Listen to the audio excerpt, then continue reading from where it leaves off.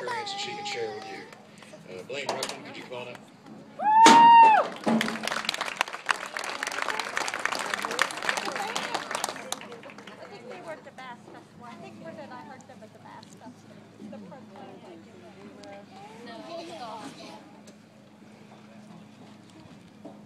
Good evening. My name is Blaine Ruckman, and I will soon become a 2-year breast cancer survivor. Tonight, I would like to share with you parts of my journey that I have experienced over the past 21 months, or maybe I should say my roller coaster ride. So please bear with me. Approximately 5 to 6 years ago, I had genetic testing done to see if I had the hereditary gene, also known as BRCA. Now the reason why I had this test done was because I was having problems with cysts in both breasts, and because my mother had breast cancer 5 years before her death at the age of 42. But the test came back positive, which meant I was at a high risk for developing breast and/or ovarian cancer. Well, then I was advised on the importance of having yearly mammograms and frequent clinical breast exams, which I neglected to do until July 19th of 2010, when my family physician, Dr. Teresita DeJoseph, recommended that I get a mammogram during a routine physical.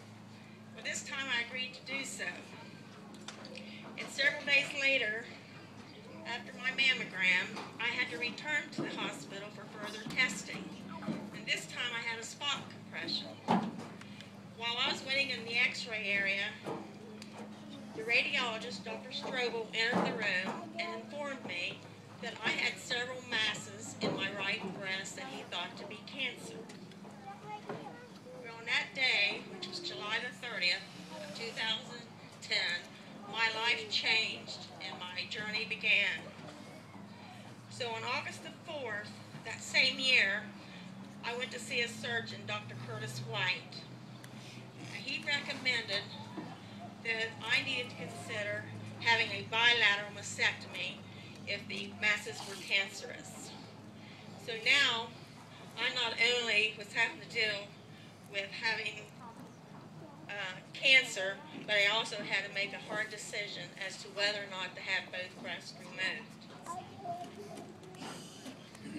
So on September the 8th of 2010 will become a day that I will never ever forget. It was my day I had surgery. When I woke up in the recovery room, Dr. White was standing over me, and as I looked up to him, he informed me that I had cancer and that he had removed both of my breasts. But I had several people there with me at the hospital, and they helped me get through and gave me the support that day when I needed them. So once I was able to recover from this surgery, I was sent to Dr. Nick Shaw, my oncologist. And on November the 17th of 2010, I had my first of 6 treatments of chemotherapy. And believe me, I was scared to death.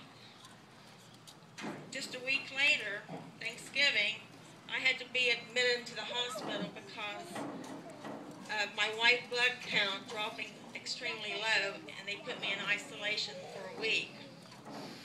So after that incident, I had to have 8 days of injections for 8 days after each treatment of chemotherapy.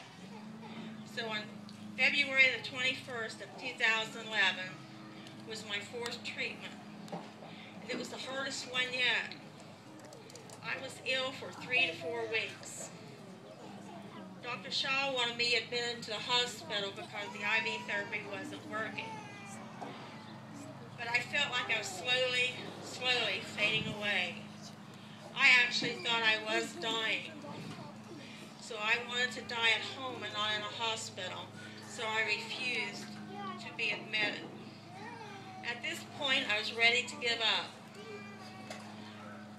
But my sweet sweet stepmother and friend, Jean Ruckman, kept encouraging me that I could do this. And then one of my nephews sent me a message of encouragement also. He wrote, "You can do this. The Ruckmans are strong people." Well, I thought about what he had written, and the one person that came to my mind was my own father, the late Robert Ruckman. He had endured so much throughout his lifetime that nothing that I was going through could compare to what he had been through his entire life. So I was then determined to fight this disease and to win. Once I was able to recover from that fourth treatment, my treatments were placed on hold. And I had to return to Dr. White for further surgery because of my risk for developing ovarian cancer. On June 16th of 2011, that surgery was completed, but after being home just a few short days, I had to return back to the hospital due to more complications from the surgery. Once I was discharged a week later, Dr. Shaw, my oncologist, decided that it was in my best interest to discontinue my treatments. Excuse me.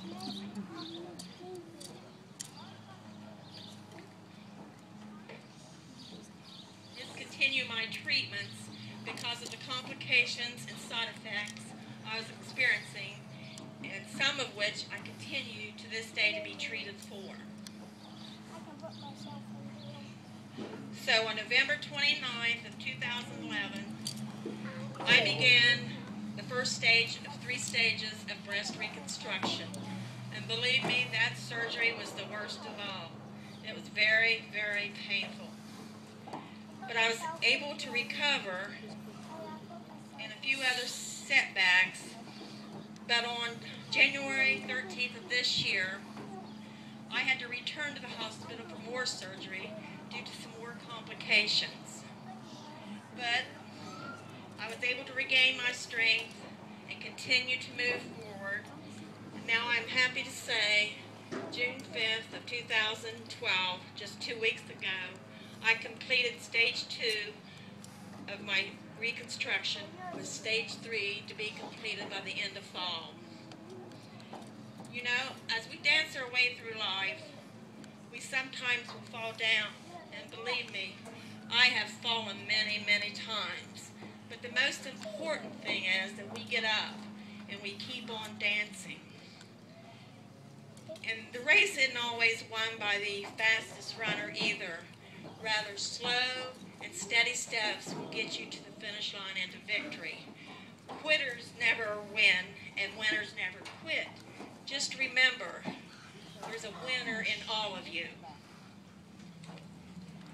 Never give up and never surrender. Tough times never last, but tough people do. I'm living proof, and I am a survivor.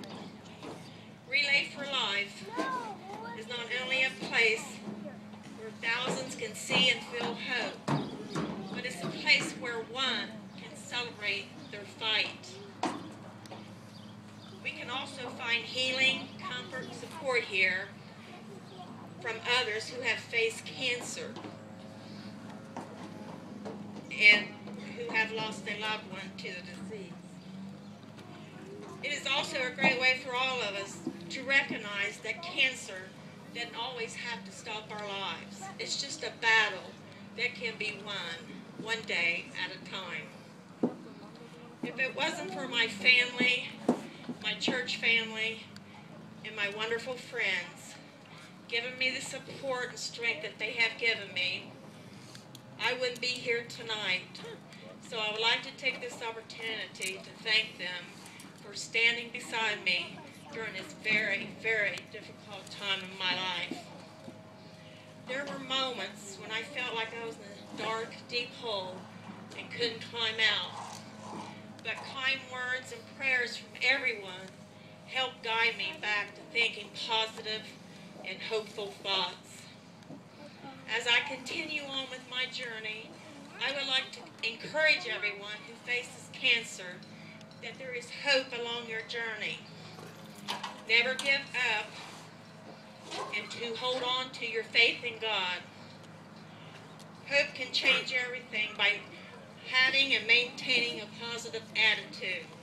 Once you choose hope, anything is possible. Attitude is just a little thing that makes a big difference. Thank you all for being here to support people with cancer, celebrating those survivors, and remembering those who have lost their battle. Thank you, and God bless you all.